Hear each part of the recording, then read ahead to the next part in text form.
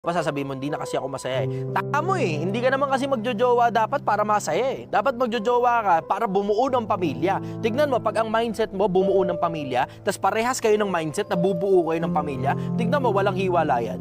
Mali mindset ng iba eh, mali eh. Anday lang kung bakit nagjojowa, dahil mayaman yung lalaki o mayaman yung babae, o dahil masaya, o dahil pogi.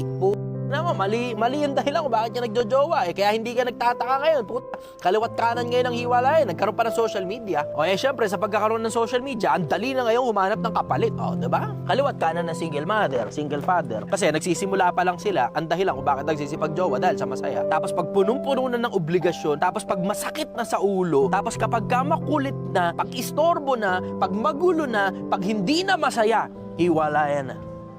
Iyon yung isang bagay na sigurado ko rin sa'yo. Here I come. Since anniversary natin ngayon, at least nakikinig ang taong bayan. Alam nila na hindi ako makikipag